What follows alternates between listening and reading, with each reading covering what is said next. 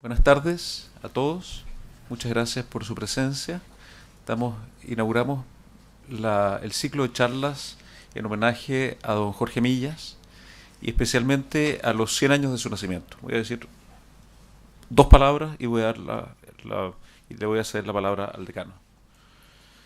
Don Jorge Millas nació en 1917 y en consecuencia el año pasado se cumplían 100 años de su nacimiento. Hemos denominado este ciclo de charlas Millas 100 en homenaje precisamente a lo que serían los 100 años de su nacimiento.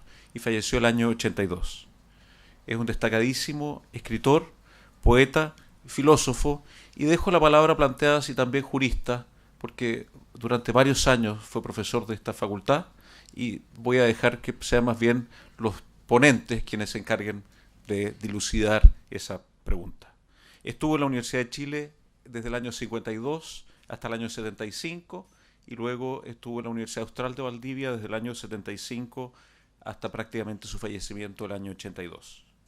Hemos convocado para este homenaje a las siguientes personas. Prácticamente todos ellos fueron alumnos de don Jorge Millas o fueron discípulos de don Jorge Millas. Y si alguno no lo fue por circunstancias de la vida, ha dedicado mucho tiempo, muchas horas de su vida a estudiar el pensamiento y el legado de don Jorge Millas. Y son el decano, Davor Harasic, que nos hablará en un momento más, Enrique Barros, profesor de esta escuela de Derecho Privado, de toda una vida, don Jorge Streeter, que también nos acompaña esta tarde, profesor durante más de 30 años, creo que son 33, tanto de filosofía del derecho como de derecho económico. María Angélica Figueroa, profesora de historia del derecho. Don Fernando Quintana, que también nos acompaña el decano, nos acompaña Enrique Barros, nos acompaña Jorge Streeter, nos acompaña Fernando Quintana también, profesor de filosofía del derecho, y finalmente Miguel Orellana. Habiendo hecho esta introducción, le cedo la palabra al decano don Davor Harasic. Muchas gracias. Gracias, Francisco. Dos prevenciones, o más bien una prevención y una excusa. La prevención. Me es muy difícil hablar acerca de Jorge Millas. Yo no sé si alguien, y perdonen lo que voy a decir, si alguien tuvo el privilegio que yo tuve. Yo ingresé a la facultad del año 1966, la reforma de Velasco, y por esa razón tuve a Jorge Millas de profesor 3 años. Lo tuve el 66, lo tuve el 67 y lo tuve en 1970. Muchas veces me he preguntado cuánto ha influido Jorge Millas en mí y realmente hasta el día de hoy no descubro la inmensidad de su influencia en mi manera de incluso de afrontar la vida. Comentaba con Jorge Streeter y otras personas a la entrada, eh, una de las clases, la de 1967, era los días sábados y en una oportunidad esa clase terminó en el segundo piso del Bosco. Por lo que veo, el universitario acá no tiene idea lo que eso significaba. Terminó en el segundo piso del Bosco a las 5:30 de la tarde de un día sábado. Y esto lo doy como una explicación y como una prevención, porque no podría hablar de Jorge Millas sin leer, porque la emoción, la verdad que me, no me es indiferente el tema. Y en segundo lugar, una excusa. Me encantaría, Enrique, quedarme, pero lamentablemente creo que todos sabemos los problemas que tenemos en la facultad. Acaba de terminar una asamblea y debo bajar a una reunión que me están solicitando. Dicho eso, permítanme las palabras que traigo preparadas. La desdicha de los filósofos es reconocida ya por Platón, cuando escribió que filosofar es perder la tranquilidad. Y claro, la tranquilidad se pierde porque el pensamiento es llevado al límite. Nos priva de la certeza, nos hace desconfiar de las convenciones, nos arranca al seno materno del sentido común. Pero yo no diría que por esto el filósofo sea más desdichado que otras criaturas. Con ellas comparte el absurdo destino del sufrimiento humano, como también el placer, no menos absurdo, de las cosas hermosas y agradables de la vida. Y tal vez tenga sobre otras personas la ventaja de una experiencia maravillosa, la satisfacción del pensamiento que acierta. Estas palabras son, por cierto, de Jorge Millas. Las pronunció en Valdivia en 1977, mientras, como dijo Pancho, se dedicaba a ser decano de la Facultad de Filosofía y Ciencias Sociales en la Universidad Austral. La satisfacción del pensamiento que acierta. No he querido dejar pasar esta frase de Millas por ser especialmente relevante para este encuentro. Con motivo del centenario de su nacimiento, la Facultad de Derecho, a través del esfuerzo de un grupo de profesores, entre los cuales me permito destacar y felicitar al profesor Francisco González, ha decidido honrar la memoria del escritor, poeta, filósofo y, permítanme anticiparme, yo diría así, jurista chileno Jorge Millas Jiménez, mediante el ciclo de estas conferencias que hoy se inician.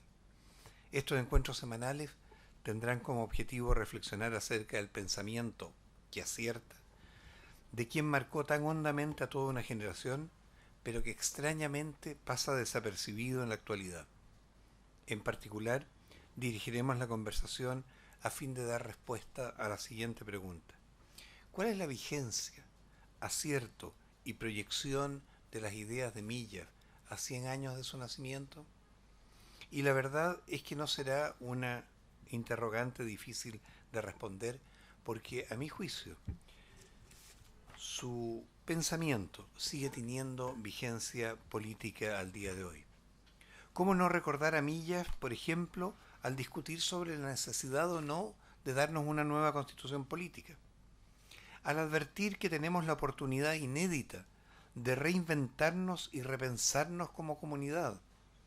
En este sentido, Jorge Millas, en aquel recordado discurso del Caupolicán, nos dijo: el poder, el que es capaz de organizar una república y tiene el derecho de exigir obediencia, no es sólo el hecho del mando y su mecánica consecuencia de acatamiento.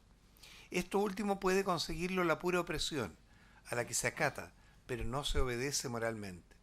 Solo en el orden verdadero, que viene desde dentro de la vida nacional, de la convicción y decisión de sus ciudadanos libres que participan en su establecimiento, conducción y corrección, puede surgir la auténtica autoridad de la comunidad política.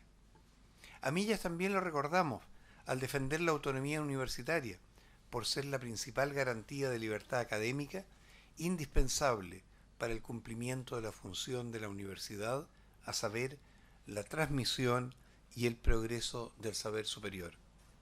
Su pensamiento estuvo especialmente presente entre nosotros hace algunos meses, cuando discutíamos sobre las leyes de reforma de educación superior y sobre universidades del Estado, teniendo siempre presente su reflexión en torno a los objetivos en los que la función de la universidad es insustituible.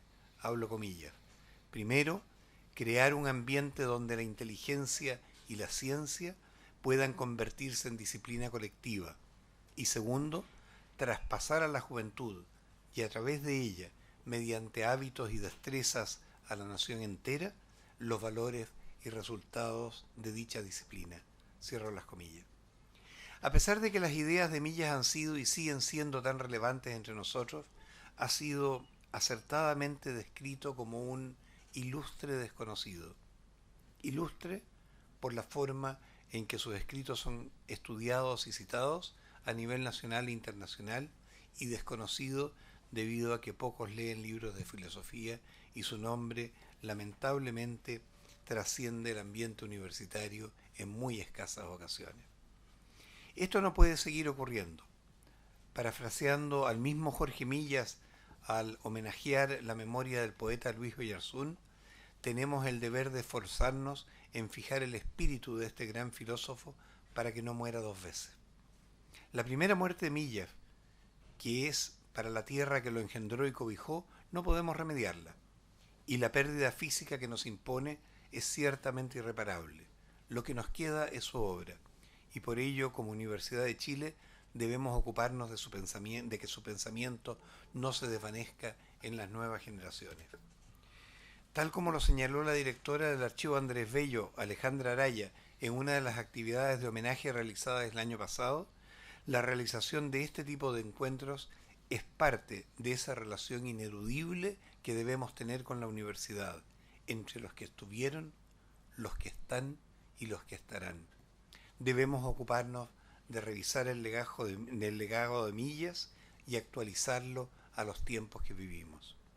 Es un honor para mí darles la bienvenida a este ciclo de conferencias Millas 1000 para abordar la vigencia del pensamiento de Millas, en la cual contaremos con la participación de muy destacados académicos, tal como lo informó Pancho González.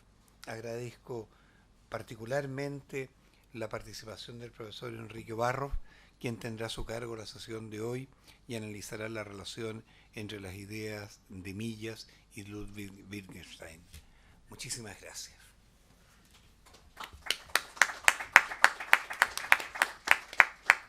Y mis excusas, por favor. Adelante, profesor. Muchas gracias. ¿Puedo dar un par de preguntas después de tu clase?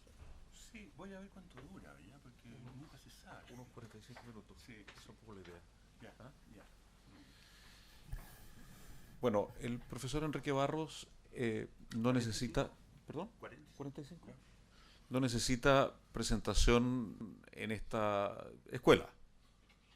Si antes me tomé un minuto, ahora me voy a tomar 20 segundos. Para decir simplemente que ha sido profesor durante más de 40 años de Introducción al Derecho, Filosofía del Derecho y Derecho Privado. Es autor de más de 100 artículos académicos sobre las disciplinas a que me referí, destacándose su Tratado de Responsabilidad Extracontractual de hace unos 10 años. Y también es formador de más de, no sé si 30, 40 o 50 profesores de esta facultad, especialmente de los departamentos de Derecho Privado y Ciencias del Derecho. Creo que no es necesario decir más que eso para presentar al profesor Barros, que nos va a hablar de eso. ¿Que nos va a hablar de qué? Más bien de la filosofía del derecho de Millas, pero no es un tema muy cerrado. Sí. ¿Ya? A ver, antes de partir, quisiera referir mi propia experiencia personal con don Jorge. Yo fui alumno de su curso de quinto año de Filosofía del Derecho. En verdad, el paso por la facultad fue más lúdico en mi caso que intelectual.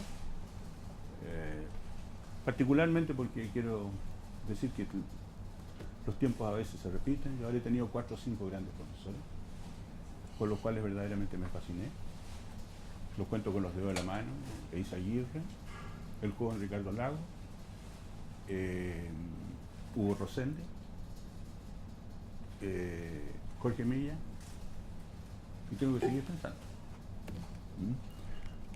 Y ocurrió que en el quinto año, en que uno lo único que espera es simplemente terminar luego la carrera, sin tener muy clara mi vocación, fui alumno de Jorge Milla en Filosofía del Derecho. Don Jorge causaba una impresión verdaderamente muy fuerte. Era un hombre de un aspecto oriental, indio, en cierto sentido. La piel oscura, los ojos muy profundos, unos ojos marrones muy profundos, de un vestir completamente descuidado, pero absolutamente formal. Traje negro, una camisa blanca, una corbata oscura, todo desaliñado, pero todo perfectamente formal. Y tenía una calidad que yo nunca he podido en mi vida reproducirla, que podía desarrollar el pensamiento durante los 45 o 50 minutos de la clase de una manera continua, ininterrumpida, ligada, en que cada una de las partes convergían al final de la explicación en un razonamiento que uno lograba entender solo al final. En otras palabras, Milla era un hombre de un pensamiento limpio, lógico, articulado, conceptualmente puro. Después conocí a Jorge Milla más intensamente. Tempranamente él mismo me invitó, saliendo de ese curso de Filosofía del Derecho, a postular como ayudante de Introducción al Derecho, lo que hice el año que salí de la universidad, el año 69.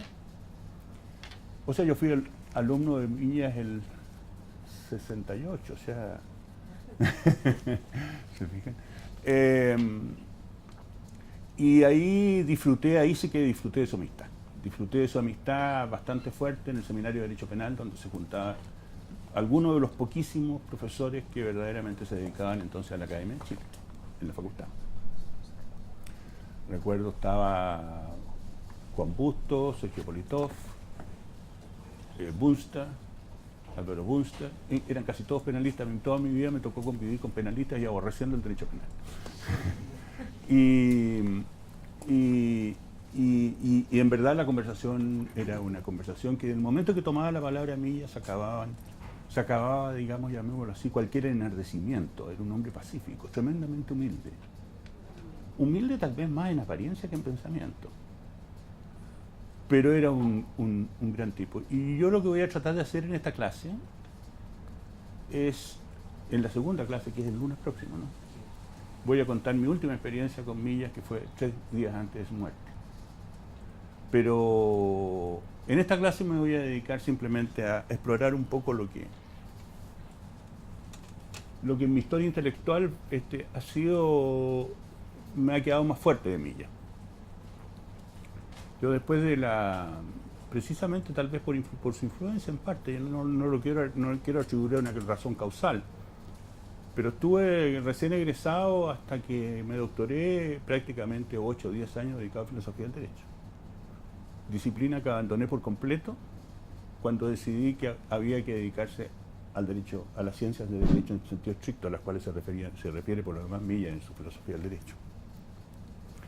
La filosofía del derecho de Millas no es una obra, está recién republicada por la editorial de la Universidad Diego Portales. No es una obra propiamente, llamémoslo así, que haya sido publicada con presentaciones y cosas por el estilo, son unos apuntes de clase. Revisando mi biblioteca, ordenando mi biblioteca hace algunos meses, me encontré con que había desaparecido mi filosofía del derecho de Millas, pero estaba en la facultad. Y para qué les digo el agrado que me dio encontrar este texto en la biblioteca de la facultad. Un texto mimeografiado, bien impreso, por editorial universitaria en esa época. Fecha 1958. Tengamos claro porque, entre otras cosas, como voy a decir enseguida, 1958 son estos apuntes, que no es en verdad una filosofía del derecho a votar, pero uno la lee y es como si fuera un texto largamente meditado y corregido. Pero es 3 años antes de la publicación de The Concept of Law de Hart. O sea, ese es un punto que es bien importante, porque resulta que eso también explica la cercanía muy fuerte, sin tener un contrapunto, que tiene Millas con Kelsen. Pero al tema de Kelsen me voy a referir en la clase del lunes próximo, a la filosofía del derecho y cómo trata de dar un paso más allá de Kelsen, y la duda que en uno se plantea, dice, al tratar de dar el paso más allá de Kelsen, en el fondo caen ciertas contradicciones. Eso es lo que vamos a tratar de ver en la clase del hoy día. Va a ser una clase más expositiva, más general. La principal obra de Millas, el primer tomo, se llama La idea de la filosofía, el conocimiento. Publicada terminada de escribir en el año 1968 y publicada en el año 1969, en plena época de grandes convulsiones en Chile. Lo que más me impresionó retomando esta obra fue curiosamente la nota inicial, la cita inicial. En la cita inicial de conversaciones con Eckermann, en las famosas, preciosas conversaciones con Eckermann de Goethe, hace la siguiente cita: el hombre no nació para resolver los problemas del universo, sino para conocer dónde comienzan los problemas y mantenerse dentro de los límites de lo comprensible. Yo diría que esta es una máxima de ese genio que era Goethe, pero también es una máxima de la más interesante filosofía del siglo XX. Mantenerse dentro de los márgenes de lo posible. Esto yo creo que también lo podría haber recordado Wittgenstein, el 1 y el 2. Que hago la referencia a Wittgenstein, en algún momento se citó que podía ser una relación de Millas con Wittgenstein, porque Wittgenstein en el fondo es el filósofo del siglo XX que más fuertemente influyó en mi concepción del derecho práctico, del derecho civil. O sea, tiene conciencia de los límites, ¿no es cierto? Y ahora voy a continuar con una segunda cita, que la voy a leer de aquí, no del libro, que me parece particularmente importante para entender los tiempos convulsos en que vivió Millas. Después de hacer una cita de Bertrand Russell en su tardía repulsión anticapitalista y en cierto sentido antiliberal, Millas escribe: uno ha de resignarse a admitir, contra toda lógica y experiencia, que los males del capitalismo denunciados por Bertrand Russell son males verdaderos y que los demás o son mera consecuencia o no cuentan o constituyen verdades al revés. O sea, en el fondo, la idea que circundaba en su tiempo de que todos los males venían de allí y que todo se podía explicar en torno a eso. Pero no es todo. Porque tras eso viene el acto de fe partidista respecto al tipo de sociedad que se busca, a los valores que la exaltan. La idea y la pasión de la justicia van a parar de ese modo en la idea y la pasión del poder. Les hommes contre les hommes, cita a Marcel.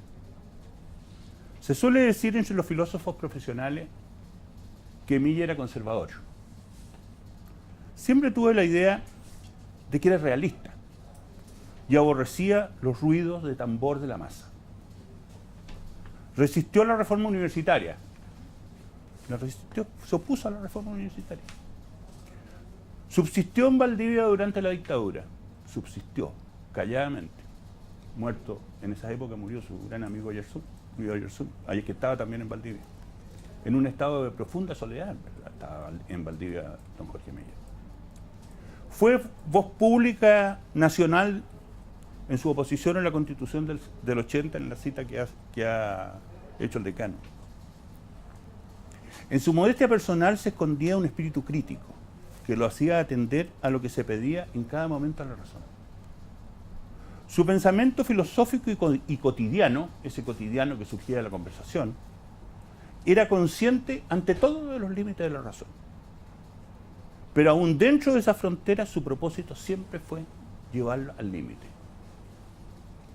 en la más pura tradición kantiana. El propósito, estoy citando de nuevo, el propósito de la filosofía es poner en tensión la inteligencia y prepararla en contra de cualquier forma de servidumbre. La de la ideología, la de la masa, la de aspirar a poder llegar más allá con el pensamiento de lo que el pensamiento es capaz de hacer. Escepticismo conservador, alma liberal, corazón social, pero ante todo, lo característico de don Jorge era su nobleza de espíritu, que le permitía hacer todas estas cosas a la vez. Por eso se ganó fumnas de quienes detestaban un pensamiento libre, sin las cadenas de pasión política o simplemente del poder puro después. Su tarea intelectual era llegar a las formas más simples, más transparentes, lúcidas, sobre la base de un radical proceso de clarificación conceptual, consciente de las trampas que tiene el lenguaje.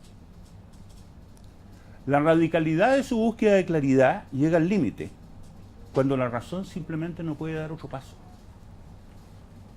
Le era aplicable a su pensamiento la idea de Wittgenstein I. Millas no alcanzó a conocer la obra tardía de Wittgenstein, de que la lógica está en el fundamento de todo conocimiento específico. Los límites del lenguaje son los límites de mi mundo, decía Wittgenstein. Yo diría que en el caso de Millas, los límites de la razón son mi única valla. Por eso, al límite. Lo que se puede decir, se deja decir claro. Y de aquello que no se puede hablar, es mejor callar, decía el Wittgenstein I, el gran filósofo de la analítica atomista. En Wittgenstein II, los grandes problemas filosóficos aparecen como trastornos mentales, Geiststörungen, ideas fijas que nos atan. Millas, con toda la circunscripción de su espíritu, lleva el análisis a los puntos más recónditos, como se muestra, por ejemplo, en su axiología del derecho. La filosofía penetra en los más importantes ámbitos de la existencia y del conocimiento. en los límites de la experiencia, en la naturaleza más simple de la conciencia explicativa. Este libro yo recomendaría muchísimo el capítulo primero, que es o sea, en su clase de filosofía él partía con una breve análisis de su concepción de la filosofía general. Y después entra en filosofía del derecho. La filosofía penetra en los más importantes ámbitos de la existencia y del conocimiento, en los límites de la experiencia, en la naturaleza más simple de la ciencia explicativa, en nuestra sabiduría y de nuestra sabiduría práctica, en los límites del arte, de los principios de la ética. Fíjense bien que descubrí y me distraje, y por eso en preparar esta exposición, al ver que en el primer tomo, el último capítulo de este tomo de la idea de filosofía, lo dedica a la filosofía y la poesía. Y tiene especialmente, ahora que ha muerto Nicanor Parra y se ha dicho tanto sobre Nicanor Parra, qué pena que no se haya reproducido el párrafo los hechos y las cosas en la antipoesía de Parra.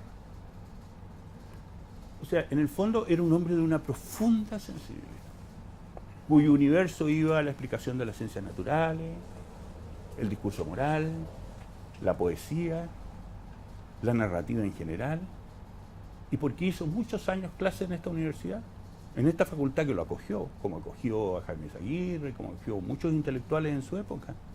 Se dedicó a filosofía del derecho también, sin ser jurista. ¿Vamos? Kant y Husserl son claramente los personajes que estaban en su cabeza. En las conversaciones, Millas siempre cuando un tema lo volvía, ¿cómo pensaría Husserl?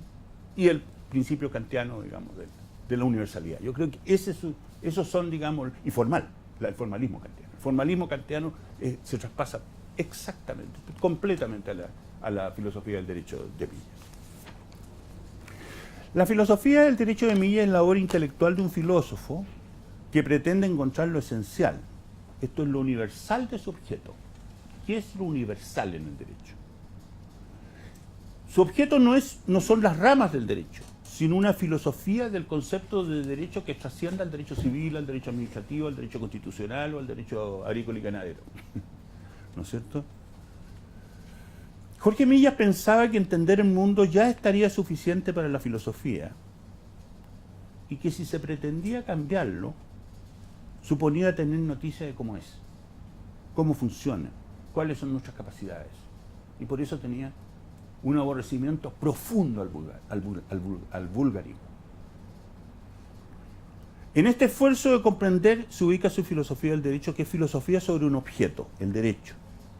Más que una disciplina dentro del derecho, como la estética lo dice expresamente, no es al arte sino un discernimiento del arte, y la ética no son las costumbres sino indagar acerca del juicio moral.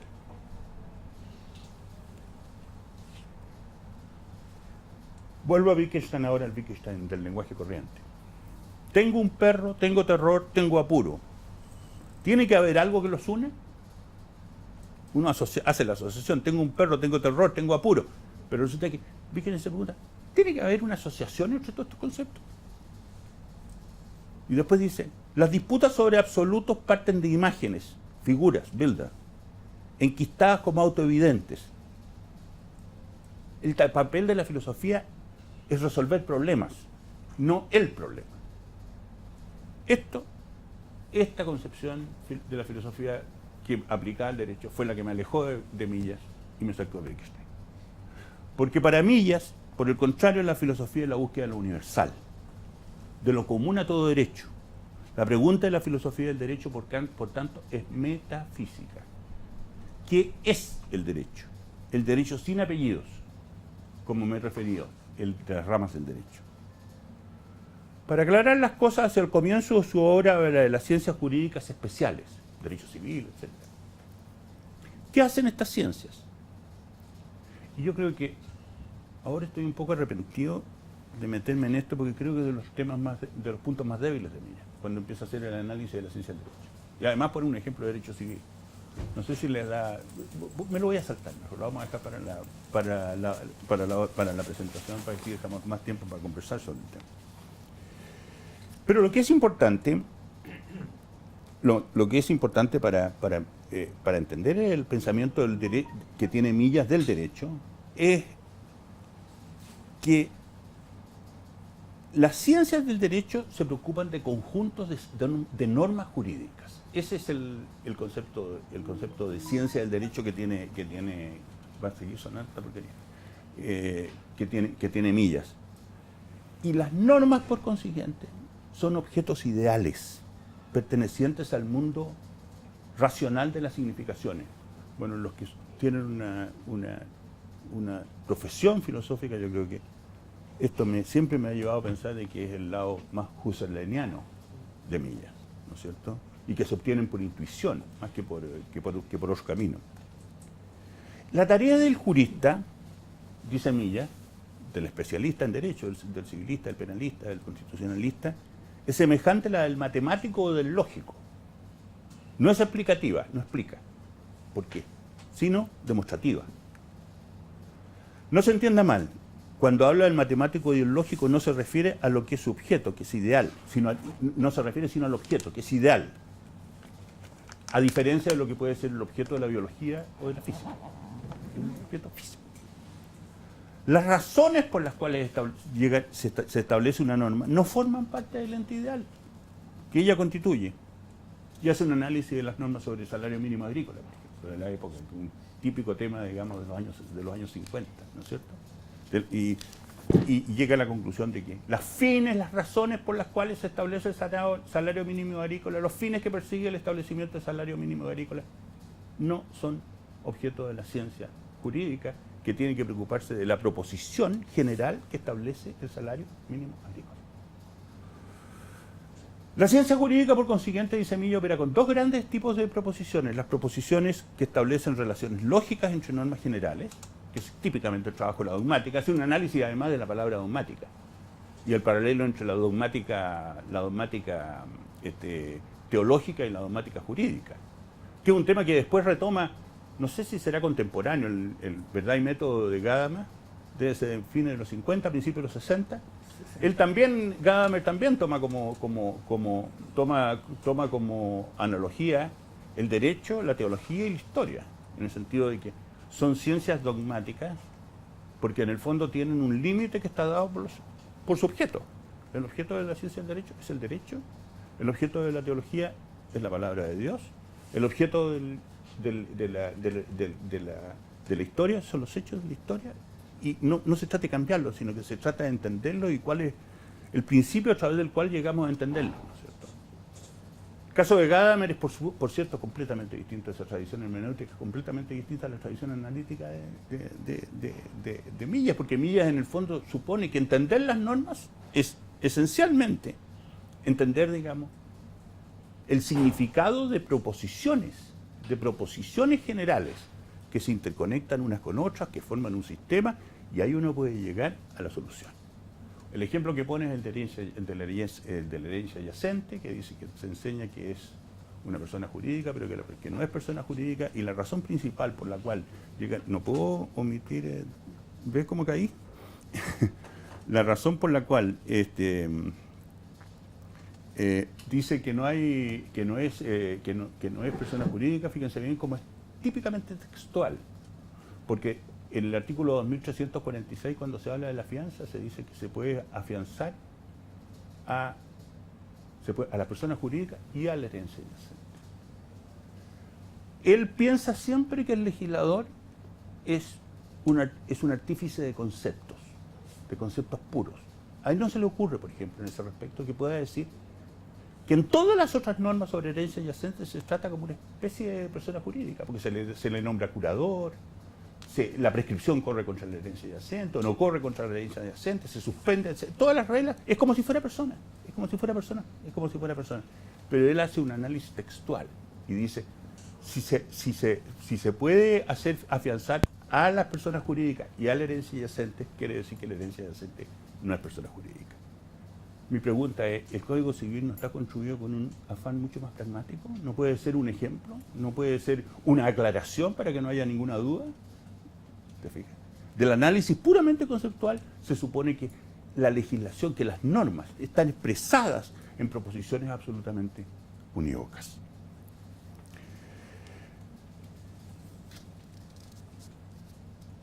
El concepto de ciencia del derecho de Millas se asocia a una purificación conceptual que se materializa en el sistema de proposiciones normativas de distinta generalidad. La ciencia del derecho, y esta es la diferencia fundamental con la filosofía del derecho, no es universal en sus resultados, pero sí lo es en su forma. Otra vez volvemos, digamos, al valor de la forma. En su forma. Hay una forma que tiene la proposición jurídica, y ahí es donde se empieza después a acercar a Kelsen. Pero él en este momento se asocia explícitamente a Jhering. Al citarlo, es la conversión de reglas del derecho en definiciones jurídicas. Y es en esa conversión donde se diferencia el desenvolvimiento y la intuición científica del derecho en su posición. La limpieza conceptual no es baladí, porque es condición de la ciencia jurídica, como pensamiento lógico, del orden previsto por las normas. Y aquí viene el contraste. Y esto se opone a lo que es la vida social, como espontánea y a veces irracional gestación de la idea práctica de derecho. O sea, en el fondo, el derecho es proposicional. Lo que está en la génesis del derecho, en la forma como se nace el derecho, en la vida en sociedad. O sea, en el fondo, ustedes comprenderán que es el gran opuesto, su antítesis, el realismo jurídico. Clarísimamente. La antítesis de Millas es el realismo jurídico. Iba a hacer una referencia a cómo difícilmente juega esto en el ejemplo del artículo 2829, que es riquísimo, el del 2829, la presunción de culpa por el hecho propio en la responsabilidad contractual. Pero me lo voy a saltar porque yo creo que creo que nos llevaría a desviarnos del objeto de mi presentación, que quiere terminar con dos lecturas de Millas. En la construcción sistemática de la ciencia jurídica, Millas tiene en cuenta la formulación de la norma y se le escapa el fin, el contexto. Pero no la ciencia del derecho, no es la ciencia del derecho el objeto de la filosofía del derecho. O sea, no es una metaciencia, una ciencia sobre la ciencia. No. Como lo es en gran medida en esa época la filosofía del derecho alemana, que es básicamente una ciencia sobre la ciencia del derecho. Larens, por ejemplo, clarísimo en ese sentido. No, el derecho y la ciencia del derecho son cosas distintas. Las ciencias del derecho tienen una naturaleza especial. La filosofía no es la ciencia del derecho, sino la esencia del derecho. Y aquí parte, digamos, otro punto que me encantaría escuchar después a las otras exposiciones, en la medida de lo posible, es que al final del día, para Millas, en definitiva, hacer filosofía del derecho es llegar a la esencia del derecho, llegar al ser del deber ser que es el derecho. Y ese ser de ese particular deber ser que es el derecho es universal, común a toda forma de pensar el derecho. Voy a terminar leyendo un par de párrafos que me parece que muestran muy claramente lo que es la... Leo esto porque nuestra versión antigua de casi mimeógrafo se lee con más dificultad.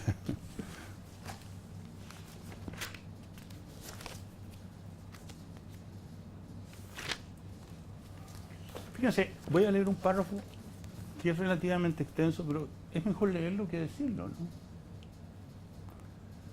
A la pregunta ¿qué es el derecho? ¿O cuál es la esencia de lo jurídico? No puede contestar obviamente ninguna de las ciencias jurídicas especiales. Para hacerlo tendrían que rebasar los límites precisos de su propio campo, abandonar su objeto propio, el sistema de las normas positivas vigentes, porque de lo que se trata aquí es del problema de lo universal jurídico, del ser del derecho, no del contenido particular de tales o cuales realizaciones empíricas de la idea de derecho. Ello resulta evidente si consideramos que al hablar del derecho civil, penal, consuetudinario, positivo, natural, injusto, eficaz, vigente, operamos con un concepto genérico, soporte común de tales determinaciones. Todos son derechos. ¿Pero qué es la esencia de algo?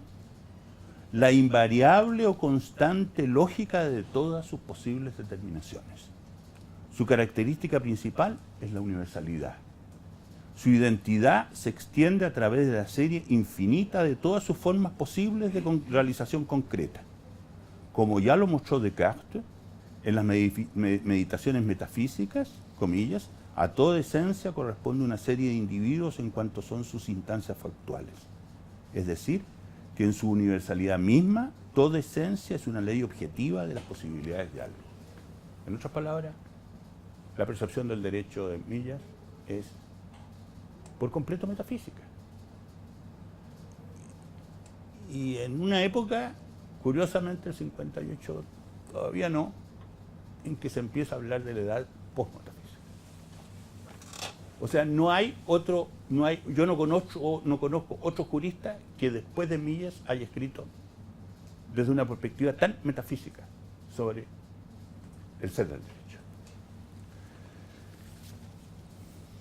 Ahora, para llegar, digamos, a esta esencia de lo que es el derecho, eso es lo que voy a ver en la charla siguiente del lunes próximo. Como les anticipé, Millas sigue muy cercanamente a Kelsen. En verdad queda admirado con la limpieza de Kelsen. Ojo, la primera versión de la teoría pura, porque la segunda no sabía, tampoco la conoció. Este libro del 58, la segunda edición de la teoría pura debe ser del 62, 61, por ahí. O sea, el librito cortito, ese que han leído todos en primer año.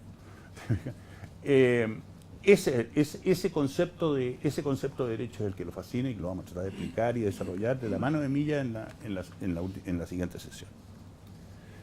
Pero Millas tiene una curiosidad que yo creo que en el fondo al final también lo traiciona en su concepto de descubrimiento de la esencia del derecho. Porque no puede renunciar a que el derecho tiene fines, a que el derecho tiene una propia axiología. Y en esto Millas es muy cercano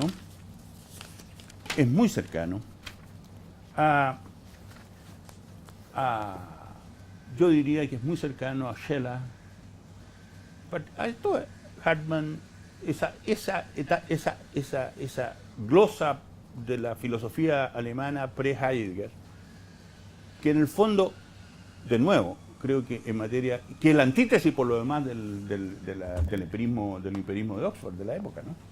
En materia filosófica. Lo que hace Millas en el fondo es considerar que los valores tienen una entidad también esencial, absoluta. Que su problema es la aplicación, pero que los valores tienen una entidad absoluta. ¿Ya? Yo iba a preocuparme de hacer un paralelo, digamos, con la idea de bienes que tiene Finis en una perspectiva y un naturalista clásica, digamos, ¿no es cierto? Pero él asume que el derecho tiene su fin, y con esto voy a terminar. Página 98. Y aquí termino con esta idea. Por un lado la formalidad kelseniana, por otro lado la metafísica, lleguemos al esencial del ser del derecho, y por último la axiología. ¿Qué son, digamos, qué es lo que mueve el derecho en el fondo? El problema axiológico del derecho, estoy leyendo, el problema axiológico del derecho, el análisis de su estructura finalista, se halla en estrecha conexión con unos interrogantes finales en que culmina la tarea de integración racional de la experiencia jurídica. Fíjense bien, en que culmina la tarea de integración racional de la experiencia jurídica. Tales interrogantes se refieren al ser del derecho, porque el derecho, como toda modalidad, sea natural o cultural, sea real o ideal del ser, como toda modalidad del ser, pertenece al orden universal en que se dan todas las cosas. Es legítimo entonces preguntarse la situación del derecho en ese conjunto universal y completar la investigación sobre su esencia, determinando además la clase de ser a que pertenece. Tendremos que insistir varias veces, y aquí viene su crítica a Kelsen, con que voy a terminar, en este libro sobre la necesidad reivindicada ya por Kelsen de entender jurídicamente lo jurídico. Esto es, de purificar al máximo los conceptos peculiares con que el derecho ha de ser pensado, para ser adecuadamente descrito en su inconfundible estructura. Mas, tarea tan necesaria constituye solo una etapa técnica. de otra mucho más amplia, más difícil y quién sabe si también mucho más útil, la de comprender el derecho dentro del orden universal de las cosas con las que se da. Y entre las cosas con las que se da están naturalmente los fines. En definitiva, a uno le queda la impresión con esta introducción, ya vamos a ver la parte más, en un desarrollo más preciso, más pulido, digamos, de su concepto, de su filosofía del derecho y la relación con la axiología. Pero ustedes podrán darse cuenta que en Millas concurren, a ver, yo diría, formas de pensar que son, en cierto sentido, históricamente concurrentes. El formalismo kantiano, que se expresa, que se sigue, digamos, bien o mal, digamos, con otro sentido completamente distinto que en Kant, en Kelsen, el formalismo. Enseguida, la metafísica, la ontología, básicamente, que es el ser del derecho, como ser común, ¿no es cierto?, a toda forma de derecho, en donde interpreta a Kelsen como metodología del derecho, como teoría metodológica del derecho, pero le niega carácter filosófico a la teoría de Kelsen. Y por último, yo diría que su renuncia a su espíritu más profundo,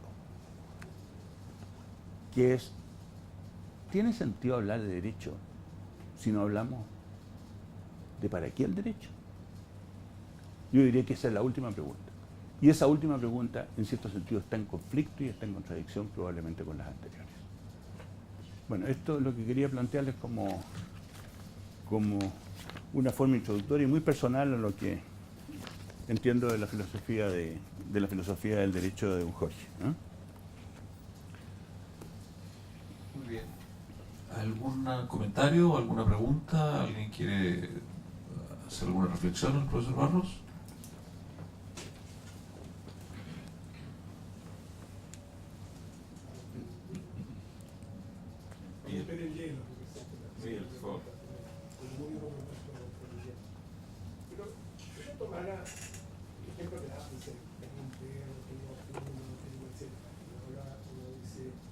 Algo en común, y bueno, todo lo que leímos el segundo Wittgenstein, sabemos que una reacción ante eso es decir, bueno, más allá del hecho que el ruido tengo, ocurre porque suelen ocurrir.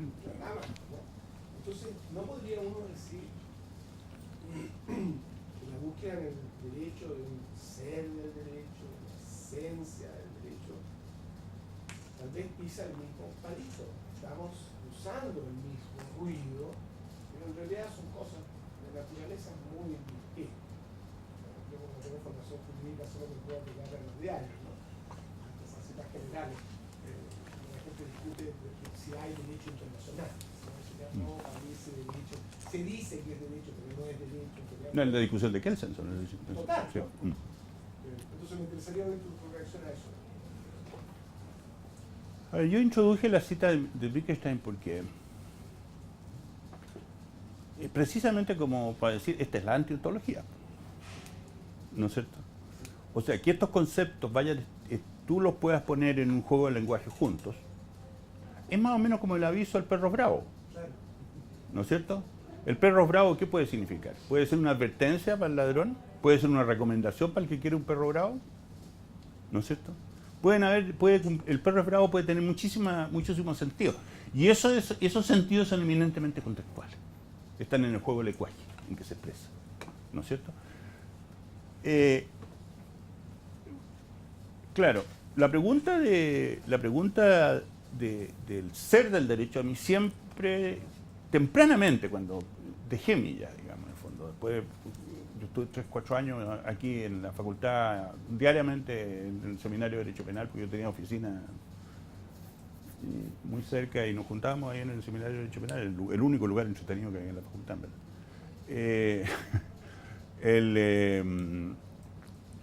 Yo diría que la conversación de Millas, la conversación cotidiana de Millas era mucho menos, a ver cómo decirte,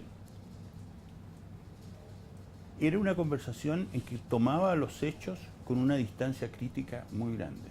lo que estaba pasando en Chile. Estoy hablando del 70-74.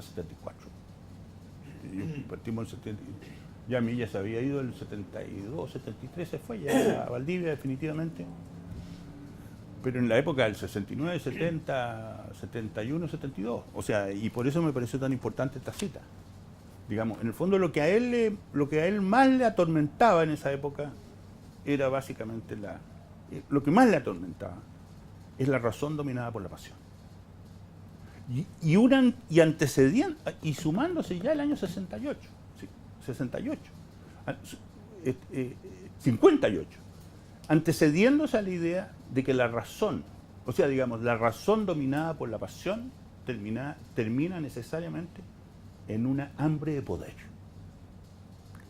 Esa percepción es lo que más percibí, y por eso creo que Millas en esa perspectiva es claramente un conservador. Ahora, y un conservador tiende a ser muy realista, ¿no? Por eso digo, ¿me entiende? Pero él en su perspectiva científico-filosófica, digamos, es mucho más metafísico, más ontologista, ¿te fijas tú? En el sentido de buscar el ser, buscar lo común, buscar lo general, buscar lo universal, y por eso se fascina con Kelsen. ¿Te fijas? Es muy fácil fascinarse con Kelsen. ¿Te fijas? ¿Alguna otra reflexión, comentario, pregunta? Si es que no hay otro profesor que quiera preguntar antes. Adelante. No, por favor. Sí.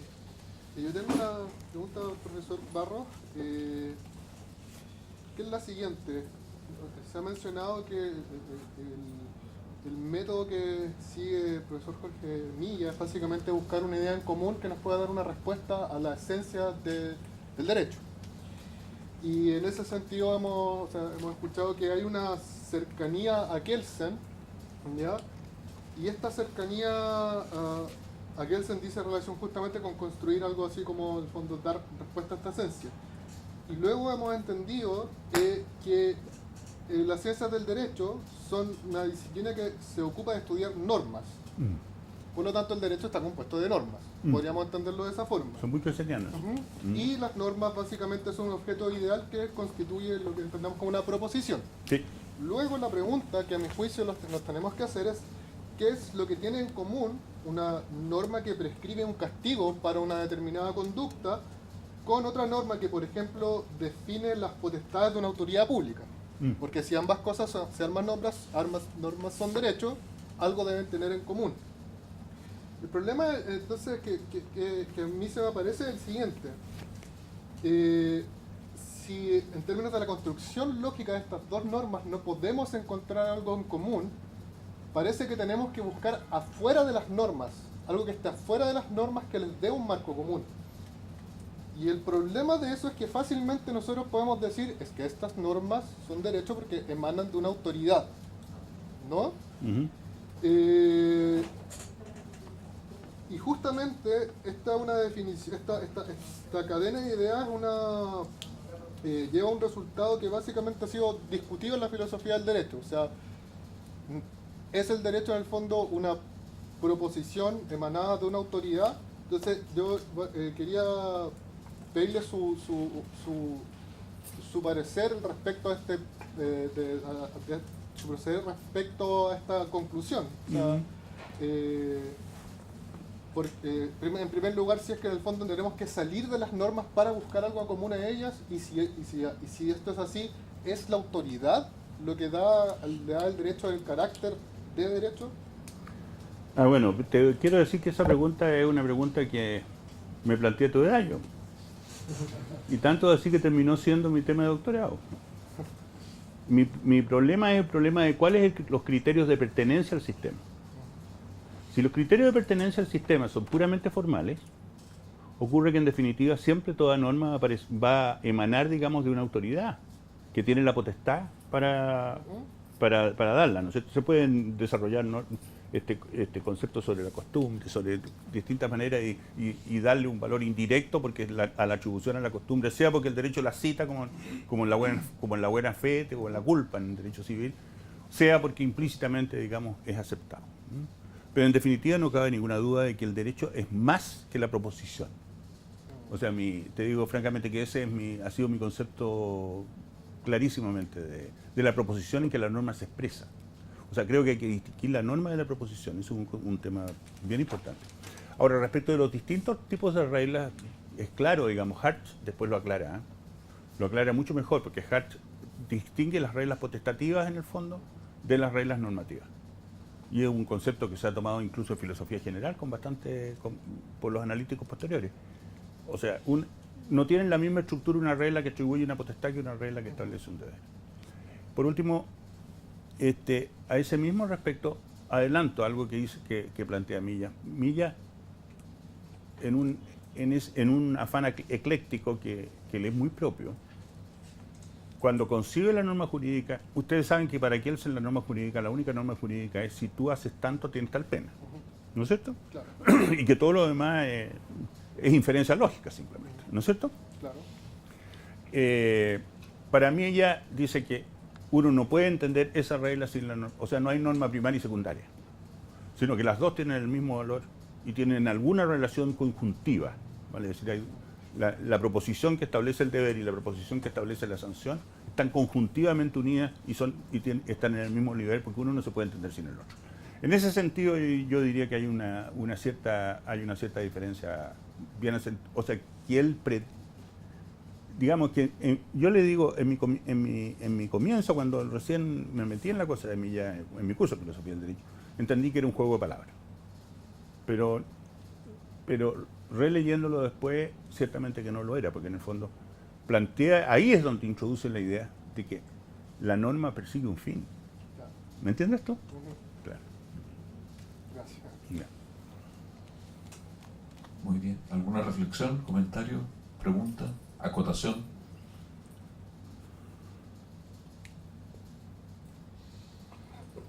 Bueno, si no hay nada más, dos invitaciones. La primera, el próximo lunes a la misma hora, continúa la segunda charla del profesor Barros. Les pido que hagan extensiva la invitación a sus amigos, a sus ayudantes, etc.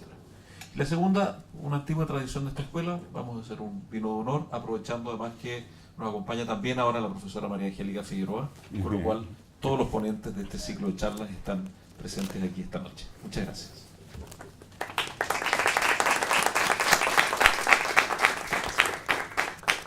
La foto es muy buena. Esta foto debe ser en el Caupolicán. ¿Ah? ¿Estuvo presente? Sí, claro. Estuvo en la... Él leyó la... Él estuvo en el Caupolicán el día de hablar.